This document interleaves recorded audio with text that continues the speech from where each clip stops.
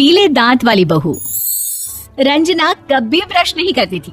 उसे कितनी बार उसके माँ बाप ने डांटा, लेकिन उसका कोई असर उस पर होता ही नहीं था, जिस कारण से उसके दांत पीले पीले हो जाते हैं। शादी के बाद। अरे बहू, वैसे तो तुझ में कोई कमी नहीं है, पर तेरे दांत इतने पीले कैसे हैं बेटा? कैसे मतलब? कोई सर्जरी थोड़ी ना कराई है। वो तो क्या नाम, मैं ब्रश नहीं करती थी तो पीले हो गए। अब क्या करूं? आप कहे तो लाल करवा लूं या फिर काले? यार ये क्या है, क्यों माँ से लड़ रही हो? लड़ रही हूँ? अरे मैं लड़ रही हूँ या ये बोल रही है कि दांत पीले हैं, पीले। अरे तपस्या थोड़ी ना की है इन्हें पीले करने के लिए। बकायदा ब्रश नहीं किया है 20 साल तक, तब जाकर। छी, कैसी बात कर रही हो? ये उस वक्त तो पीले नहीं थे जब हम लोग तुम्हें देखने आए थे। अरे तब साफ करवा लिया होगा डेंटिस्ट के पास जाकर।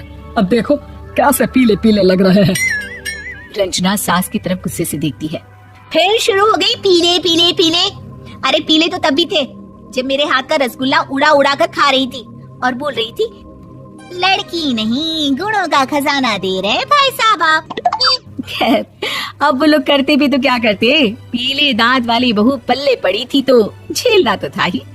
एक दिन कीर्तन में रंजना गाना गा रही थी। अरे कमला बहन, माँ का द्वार है, यहाँ तो सब शुद्ध होकर आते हैं, फिर अपनी बहू को ब्रश भी नहीं करवाती तुम। दूर से पीले पीले दांत भक्ति में बाधा उत्पन्न कर रहा है। अरे कोई 2 साल के बच्चे थोड़ी ना लेकर आई हूँ मैं बहू बनाकर। अच्छी खासी लड़की है, अरे कैसे करवाऊं ब्रश? ये तो उसे खुद करना चाहिए ना। अब माँ बाप तो इसके जैसे तैसे निपटा दिए, ये नहीं सोचा कि सास कैसे संभालेगी।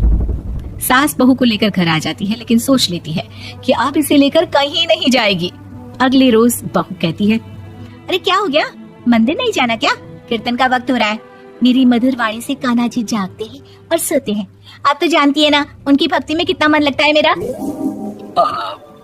वो क्या है ना, तबीयत ठीक नहीं लग रही है मेरी, आराम करूंगी मैं। तबीयत ठीक नहीं लग रही? अभी तो मिथुन के गाने पर नाच रही थी आप, और अब बोल रही है कि तबीयत ठीक नहीं लग रही। अरे भक्ति में मन लगा लो सासू माँ, ऊपर जाना है, क्या मुंह दिखाओगी आप? हाँ? सास को बहू की बात पर गुस्सा आ जाता है। मैं क्या मुंह दिखाऊंगी, इसकी चिंता तो ना कर, समझी? अपने मुंह की चिंता कर, जो ये पीले पीले दांत लेकर हर जगह पहुंच जाती है। पता है लोग कितना मजाक बनाते हैं। ना जी ना, मैं नहीं जाना कहीं तेरे साथ। तो ये बात है, कोई ना, मत जाओ, मैं अपने कमरे में ही बैठकर भक्ति कर लूंगी। ऊपर वाला दांत थोड़ी ना देखता है, मन देखता है, भावना देखता है। और अरे बस बस, तू सब कुछ दिखा, बस ये सफेद चमकदार दांत ना दिखाना किसी को, है? जा यहाँ से। बहू को सास की बात का कोई फर्क नहीं पड़ता, वो तो जैसी थी वैसी ही रह जाती है। सुबह नहाकर किचन में खाना बनाना, फिर खाना खाना, कीर्तन भजन करना और सो जाना। एक दिन, माँ जी मैं सहेली के घर जा रही हूँ, शाम को लेट आऊंगी। हाँ, तो जाना, मैंने कौन सा तेरी आरती करनी है घर पर बैठकर। रंजना सहेली के घर जाती है, जहाँ वो पार्टी में जाने की तैयारी कर रही होती है। अरे शिखा, कहाँ जाने की तैयारी कर रही है? मैं गलत वक्त पर आ गई क्या? अरे नहीं यार, उल्टा सही वक्त पर आई है। मैंने ये साड़ी और ज्वेलरी निकाली है यार, शाम को इनके ऑफिस की एक पार्टी में जाना है। बताना कैसा लग रहा है ये सब? नहीं यार, इस ड्रेस के साथ तो वो वाली ज्वेलरी अच्छी लगेगी। हाँ सही बोल रही है, मैंने ध्यान ही नहीं दिया। वैसे तो हमेशा से मस्त फैशन सेंस रखती है। तो बड़ा जाती होगी ना पति के साथ पार्टी में। रंजना कुछ नहीं बोलती, बस सोचती है कि यार काश ये बात सही हो जाती, पर मैं क्यों नहीं जाती पार्टी में? क्या इन लोगों की कोई पार्टी होती नहीं होगी? रंजना घर आती है और रात में पति से सवाल करती है, एक बात बताइए, आप मुझे किसी पार्टी में क्यों नहीं ले जाते? क्या आपकी यहाँ ऑफिस में पार्टी नहीं होती? पति बेचारा क्या कहता कि दांत पीले हैं तुम्हारे इसलिए। अरे कोई पार्टी होती नहीं हम लोगों के ऑफिस में, तो कहाँ से लेकर जाऊं? और मार्केट, मॉल, कहीं वीकेंड घूमना, कहीं तो। अरे यार, सारे हफ्ते में एक छुट्टी मिलती है, तो सोचता हूँ कि आराम ही कर लूं। क्यों? रंजना मन मार के रह जाती है। पहले कभी सास के साथ मंदिर जाया करती थी, लेकिन वो भी सास ने ले जाना बंद कर दिया। घर बैठी बैठी रंजना बोर हो जाती है। तभी उसे आइडिया आता है और वो मायके जाने का सोचती है। सासू माँ, 2 दिनों के लिए मम्मी के घर जा रही हूँ। अच्छा ठीक है, आराम से जा। और हाँ, माँ से कुछ अच्छी आदत सीख कर आना कि कैसे शरीर के हर भाग की तरह दांतों की सफाई भी जरूरी होती है, समझी? शुरू हो गई ना आप? वो लोग आपकी तरह नहीं है कि छोटी छोटी बात का बतंगड़ बना दे। उन लोगों के लिए मैं मायने रखती हूँ, ना कि मेरे पीले पीले दांत। रंजना माँ को बिना बताए उन लोगों को सरप्राइज देती है, लेकिन जैसे ही वो दरवाजे पर पहुंचती है, अंदर देखती है कि घर वाले कहीं जा रहे होते हैं।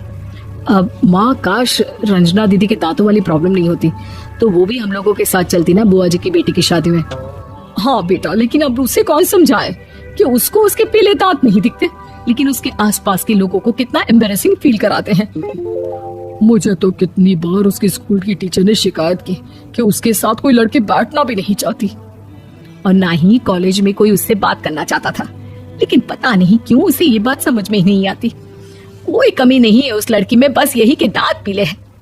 वो तो भला हो जीजा जी और उनकी माँ का, जो दीदी को जैसी है वैसे ही रखा हुआ है।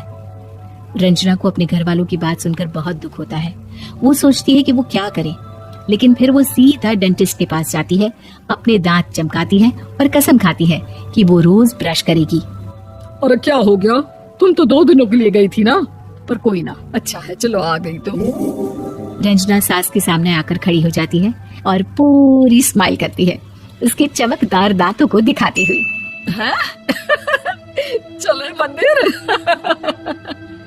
माँ मुझे माफ कर दीजिए, मैंने आप लोगों को बहुत एम्बैरेसिंग फील करवाया।